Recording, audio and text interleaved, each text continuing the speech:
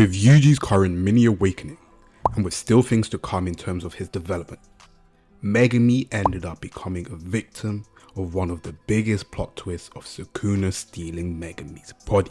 And now my Megumi top 1 end of the series stocks are currently in the drain. But what if I told you this is the perfect time for a Megumi awakening? Unless the bath kills him. However, I have had a call with Gege and he's informed me to tell you Megumi is coming back and ascending to special grade. No copium. First, why is Megumi coming back?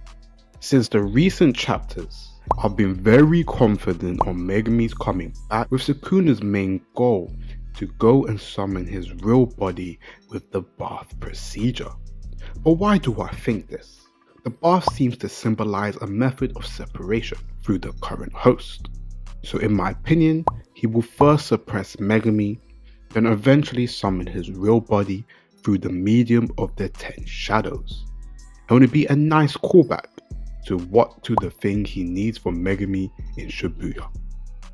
Moreover, the introduction of Megumi being called a cage explains the current situation of him being able to suppress Sukuna's output.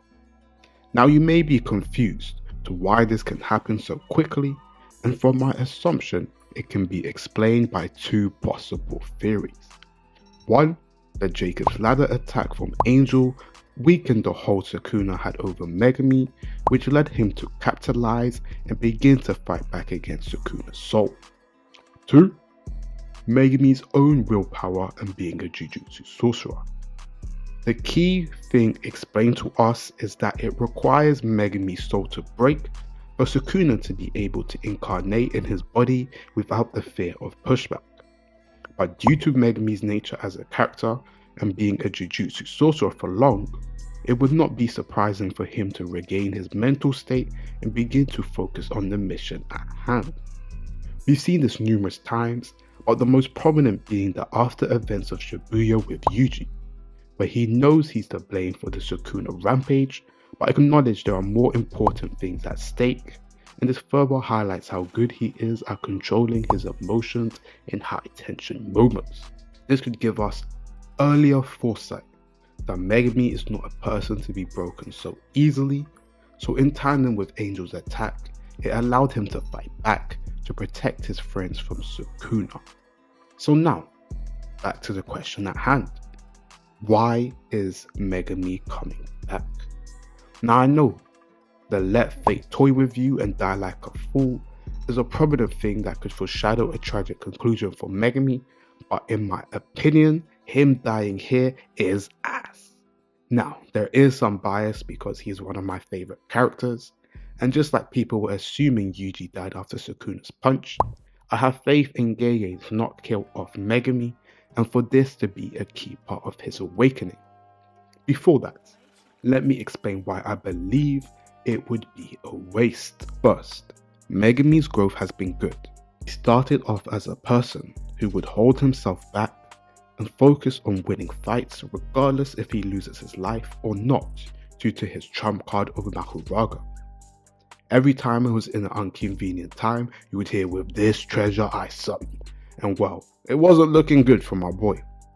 But throughout the series, we have seen that he has begun to overcome that weakness and has begun to grow more confident in his fights, and I think the Reggie fight was a perfect example of that. Now he did try to summon Mahuraga, and again when Sukuna tried to force feed him a finger, but this one is understandable due to the context of the situation. This is because it would have broke Sukuna's vow of not hurting people and would have protected everybody, meaning even if he sacrificed his life, it would have been for the greater benefit. Nevertheless, in the mindset department and application and fights, we've seen great growth from Megumi, which filled me with confidence in his eventual special grade ascension. So next is to challenge his other part of his mindset, being saving people selfishly. With Sumiki getting all for one and being taken over by Urizu, it has caused Megumi to have been mentally broken. This has been built up subtly through the recent chapters with Megumi's lapse in judgment of not assuming Sumiki could be a reincarnated sorcerer, and with Yuzo adding a new rule to the culling games. Moreover, even his monologues and reactions of the situations were great, and it was beginning to show him be challenged by his core ideals aside from the moments with Yuji. Then Sukuna fucked it all up, and we got Megakuna. But what if this is the final catalyst Megumi needs to ascend to special grade? As shown many times, he's been paralleled with Gojo to be able to be someone who at least gets close to the level, and even though he's my dog, currently he's frauding in that department. I mean, Sukuna summoned Nue and it was looking like the legendary bird Zapdos, while Megumi's was looking like a small Pidove. I went 2 for 2 for Pokemon analysis, you have to drop a subscribe for that one. But he's still yet to complete his domain or become the first 10 Shadows user to tame Makuraga, which are key plotlines tied to his character. In my opinion, I would be disappointed for the true showing of the 10 Shadows came from Sukuna, and not through Megumi's constant growth and struggles throughout the series. Like Gege, please, my boy has suffered enough. And more than just his growth, I would have felt lackluster if his ending was being fully shown through another person. Moreover, this is the perfect way for Megumi to have a direct connection to one of the main antagonists, aside from just his job description of a Jujutsu sorcerer. For those who are familiar with my content, and I've been pushing the Megumi kills Sukuna agenda. But aside from agendas, Megumi lacked a strong conviction to fight an enemy in Jujutsu Kaisen. For example, Mahito vs Yuji had multiple encounters, had deaths as consequences, and even the parallels as them as a character. This made the initial final battle hit so much harder due to the consequences and even the conclusion which it had done for Yuji and Mahito's character. Even though it was short-lived, Kenjaku and Yuki shared an ideology difference, which made the anticipation of their clash not be unexpected, and even though I wish they did have more interactions between them, it gave us a good indication to them having a battle of ideals, in which unfortunately it looks as if my boy Kenjaku ended up coming out on top. Yuta and Kenjaku have huge narratives set up for the eventual clash, with Kenjaku's initial statement about Yuta saying he's not that guy to reach Gojo's level, and Yuta himself declaring he will kill Kenjaku and avenge Gojo. And then finally, Maki and Naoya both had aspirations to be clan head, so it was fitting for them to clash, for Maki to break up her final chains from the Zenin clan. Without adding more examples, Megumi lacks a genuine connection to antagonists, and this seems as the perfect setup for him to now want to oppose Sukuna more than ever. Him taking his body, him harming his friends, him being at the forefront of when Urizu ended up taking over his sister's body, this all puts him to a situation to get his get back. He loses the person he values the most, and it sets up perfectly for him to have an awakening. An overwhelming aggression to disregard everybody. Uru explained to us, to reach the heights of the Sukunas and the Gojos, you need to have an overwhelming sense of self. Gojo and Sukuna contrast in that ideal, with both having strong sense of self, but you can still see Gojo still cares for people, which is not applicable for the King of Curses. But what is the importance of this quote?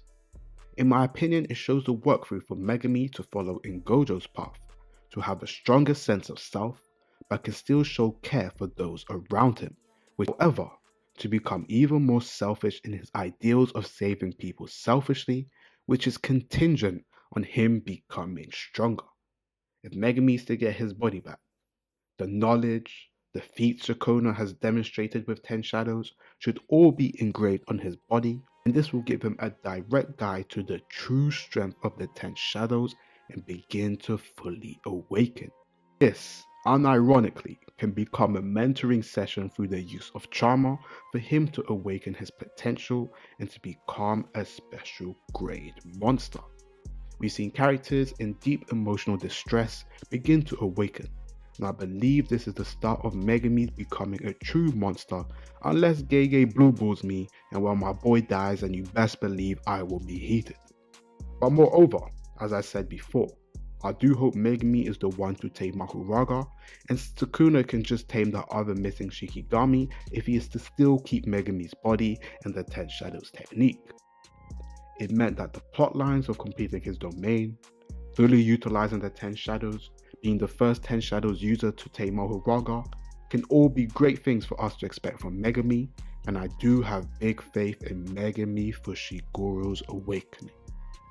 Moreover, it can nicely go back to one of Gojo's quotes, where he was talking to Megumi, and he said to him, a Jujutsu sorcerer ends up dying alone.